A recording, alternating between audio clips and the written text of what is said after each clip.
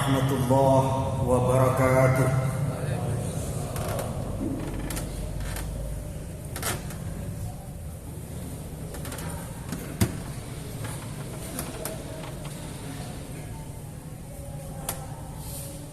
Alhamdulillahilladzi hadana lihada wa ma kunna linahtadiya laula an hadana Allah. Man yahdihillahu fala mudilla lahu wa man yudlil fala hadiya lahu. Asyhadu an la ilaha illallah wa asyhadu anna Muhammadan abduhu wa rasuluh. Allahumma salli wa sallim ala nabiyyina Muhammad wa ala alihi wa sahbihi ajma'in, amma ba'd. Fa ya ibadallah, usikum wa iyaya bitaqwallah wa ta'atihi la'allakum tuflihun. Qala Allah ta'ala fi kitabihil karim, a'udzu billahi minasy syaithanir rajim. Ya ayyatuhan nafsul mutmainnah, irji'i ila rabbiki radiyatan mardiyah, fadkhuli fi ibadi wadkhuli jannati. Shadaqallahul adzim. Kaum muslimin jamaah Jumat yang dirahmati oleh Allah, salah satu sifat yang dimiliki oleh setiap orang adalah sifat marah. Marah adalah sifat yang manusiawi. Ia tidak bisa dihilangkan, tetapi harus bisa dikendalikan. Untuk mengendalikan marah itu dibutuhkan perjuangan yang tidak ringan, karena itu terkait dengan melawan diri sendiri. Dalam ilmu seni bela diri kungfu diajarkan bahwa melawan diri sendiri itu jauh lebih besar, jauh lebih berat daripada melawan orang lain. Kalau kita bertarung melawan orang lain, musuhnya jelas kelihatan. Tetapi kalau kita melawan diri sendiri, musuhnya tidak jelas kelihatan. Itu sebab seorang ilmuwan bernama David Mackay pernah berkata, "The greatest battles of life is fought daily in the silent chambers of soul." Peperangan paling dahsyat dalam hidup ini adalah pertarungan setiap hari dalam relung-relung sunyi jiwa kita. Ketika Rasul pulang dari perang Badar, beliau berkata kepada para sahabatnya, "Raja'na minal jihadil asghar ilal jihadil akbar." Kita baru saja pulang dari peperangan yang kecil dan kita akan menghadapi peperangan yang lebih besar. Sahabat heran lalu bertanya, "Ya Rasulullah, dari semua peperangan yang kita lewati, perang Badar merupakan perang yang teramat besar. Kenapa Rasul berkata, kita baru saja meninggalkan perang yang kecil dan kita akan menghadapi peperangan yang lebih besar? Apakah perang yang lebih besar itu ya Rasul?" Beliau menjawab, perang yang lebih besar itu adalah perang melawan hawa nafsu. Kalau kita bicara tentang perang melawan hawa nafsu, tentu termasuk di dalamnya adalah berjuang untuk mengendalikan sifat marah. Itu sebab Rasulullah sallallahu alaihi wasallam bersabda, "Laisa as-sadidu bis-sura'a, innamas sadidul ladzi yamliku nafsahu 'indal ghadab." Manusia terkuat, kata Rasul, bukanlah mereka yang kuat dalam bergulat, tetapi mereka yang bisa mengendalikan diri di saat ia marah. Ternyata kebiasaan marah itu dapat membawa efek yang sangat buruk dalam kehidupan seseorang. Yang pertama, kebiasaan marah itu dapat merusak kesehatan tubuh manusia. Seorang ilmuwan bernama Dr. Britta Larsen dari California University melakukan riset atau penelitian terhadap orang-orang yang memiliki habit atau kebiasaan marah. Dan hasil penelitiannya membuktikan bahwa ternyata orang yang suka marah itu mudah terkena serangan jantung. Begitu besar bahaya yang dapat ditimbulkan oleh kebiasaan merokok, sampai-sampai pemerintah harus menulis peringatan di setiap pembungkus rokok. Apa tulisannya? Rokok berbahaya, rokok dapat membunuhmu. Karena salah satu efek buruk dari kebiasaan merokok adalah dapat menimbulkan serangan jantung. Ternyata bukan saja kebiasaan merokok yang dapat menimbulkan serangan jantung, tetapi juga kebiasaan marah. Ada orang memang tidak merokok tapi suka marah-marah, sangkam maji. Jadi kalau ada orang suka marah-marah, itu sama dengan menghabiskan rokok 5 bungkus sehari semalam. Efek buruk yang kedua dari kebiasaan marah itu dapat merusak pergaulan.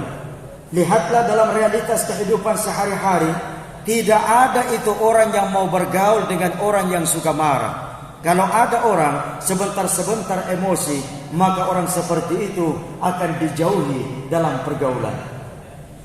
Terkait dengan kebiasaan marah, ada 4 tipe manusia. Silakan bapak-bapak melakukan muhasabah introspeksi diri. Kira-kira bapak termasuk ke dalam tipe keberapa? Terkait dengan kebiasaan marah, ada 4 tipe manusia. Tipe yang pertama adalah ada orang yang cepat marah, lambat sadar. Ini bahaya. Sebentar-sebentar dia marah, baru kalau dia marah sampai 2 kali lebaran belum mau jabat tangan. Tidak mau jabat tangan bukan karena takut kepada corona, tapi karena memang dia pendendam. Ini tipe yang pertama, cepat marah, lambat sadar. Tipe yang kedua, ada orang yang lambat, ada orang yang cepat marah, cepat sadar. Bagus jenis tawa ya. Memang sebentar-sebentar dia marah, tetapi kalau dia marah cepat kita sadar. Oh, saya marah, saya harus bisa mengendalikan diri. Ini tipe yang kedua. Tipe yang keempat, ada orang yang lambat marah, lambat sadar. Ini bahaya. Memang lama baru dia marah, tetapi kalau dia marah sampai 2 kali periode pemerintahan belum mau jabat tangan. Kan ada orang sekarang itu marahan mengikuti periode pemerintahan. Ini tipe yang ketiga. Tipe yang keempat, ada orang yang lambat marah, cepat sadar. Nah, ini yang paling baik. Biar kita bercanda, ia tidak marah. Biar kita main-main, ia tidak tersinggung. Lama baru dia marah. Lalu kalau dia marah, cepat sadar untuk bisa mengendalikan diri. Saya pernah ceramah seperti ini, ada yang angkat tangan. Pak Ujas, saya tidak termasuk ke dalam salah satu 4 tipe itu. Saya bilang, apa tipe kita? Dia bilang, tipeku saya Pak Ujas, orangnya tidak pernah marah. Saya bilang, ingat baik-baik, tidak ada itu orang yang tidak pernah marah. Marah itu sifat manusiawi, tidak bisa dihilangkan, hanya bisa dikendalikan. Dan justru ada saat-saat tertentu di mana memang kita harus marah. Justru kalau tidak marah, di mana seharusnya kita marah, kita melakukan kesalahan besar. Contoh, agama kita dihina orang, kita tidak marah, salah besar. Al-Quran kita dihina orang, kita tidak tersinggung, keliru besar. Nabi kita dihina orang, kita tidak marah, kesalahan besar. Jadi justru ada saat-saat tertentu di mana memang kita harus marah. Tetapi marahnya orang beriman, marahnya orang berpuasa adalah marah yang produktif, marah yang terkendali. Bapak-bapak yang saya muliakan, supaya bisa mengendalikan marah, mari kita mengikuti sunnah Rasul. Kata Rasul, kalau ada orang marah sambil berdiri, hendaklah ia duduk, marahnya akan hilang. Kalau ia masih marah, kata Rasul, hendaklah ia berbaring. Ilmu kedokteran kemudian membuktikan secara ilmiah hadis Rasul ini. Kenapa Rasul perintahkan orang yang marah sambil berdiri supaya duduk dan kalau bisa berbaring? Karena orang yang marah sambil berdiri, jantungnya berdetak sangat kencang. Begitu ia duduk, makin lambat. Apalagi kalau ia berbaring, makin lambat lagi. Jadi tabe, kalau ada orang datang ke kantor atau ke rumah marah-marah, sapa saja dengan senyum sambil mengucapkan salam, persilahkan ia duduk. Kalau ia sudah duduk, lirik, dia sudah tarik nafas 1, 2, 3 kali, nampak gigi tangan, bapak mau menyampaikan komplain marah apa? Biasanya kalau sudah duduk tidak semarah seperti ketika dia berdiri. Yang kedua, untuk bisa mengendalikan marah kata Rasul, innal ghadaba minasyaiton, innasyaiton khuliqa minan nar, wa innama tudfa'un naru bil ma'i, fa idza ghadiba ahadukum falyatawadda. Kata Rasul, sesungguhnya marah berasal dari syaitan. setan diciptakan dari api, api dipadamkan dengan air. Maka jika di antara kalian marah, berwudulah. Jadi kalau kita lagi emosi, masih ada kesadaran sedikit, maka pergi berwudu, insya Allah akan menjadi cooling down. Dan ternyata kalau kita bisa mengendalikan marah, balasannya sungguh sangat luar biasa. Nabi bersabda, la takdab walakal jannah, jangan marah, balasannya adalah surga. Bukan saja surga di akhirat, tapi juga surga di dunia. Alangkah indahnya kehidupan kita kalau setiap orang bisa mengendalikan marah, maka akan tercipta suasana marhamah penuh dengan kasih sayang dan persaudaraan dalam pergaulan sehari-hari. Ya ayyatuhan nafsul mutmainnah, irji'i ila rabbiki radiyatan mardiyah, fadkhuli fi ibadi wadkhuli jannati. Wahai jiwa yang tenang, kembalilah ke jalan Tuhanmu dalam keadaan ridho dan diridhoi. Masuklah ke dalam golongan hamba-hambaku, masuk ke dalam surgaku.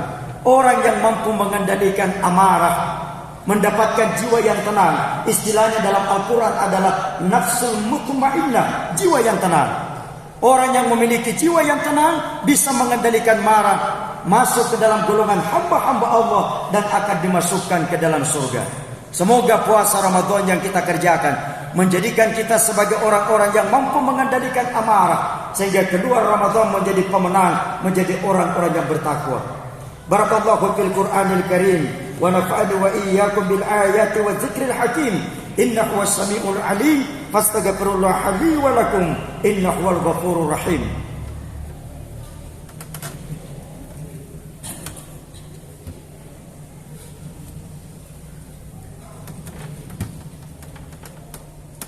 Alhamdulillahilladzi hadana lil iman wa zayyanahu fi qulubina wa qarraha ilaina al kufra wal fusuqa wal isyan. Ashhadu an la ilaha illallah wahdahu la syarika lah, lahul mulku wa lahul hamd, yuhyi wa yumiit wa huwa ala kulli syai'in qadir. Wa ashhadu anna Muhammadan abduhu wa rasuluhul mab'uts rahmatan lil alamin. Allahumma salli wa sallim ala nabiyyina Muhammad wa ala alihi wa sahbihi ajma'in, amma ba'd. Fa ya ibadallah, usikum wa iyaya bitaqwallah wa ta'atihi la'allakum tuflihun. Qala Allah ta'ala fi kitabihil karim, a'udzu billahi minasy syaithanir rajim.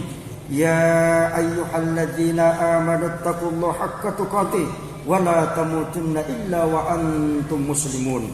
Al-Aydan, innallaha malaikatahu yusalluna 'alan nabi ya ayyuhalladzina amanu sallu 'alaihi wa sallimu taslima. Mari kita berdoa. Allahumma ghfir lil muslimina wal muslimat wal mu'minina wal mu'minat al ahya'i minhum wal amwat, innaka sami'un qaribun mujibud da'wat.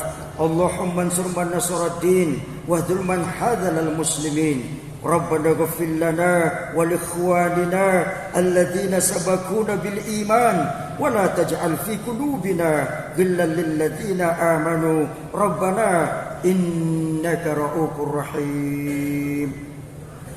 Ibadallah, innallaha ya'murukum bil adli wal ihsan wa ita'i dzil qurba wa yanha 'anil fahsya'i wal munkar wa ya'idzukum la'allakum tadhakkarun wa la dzikrullahi akbar.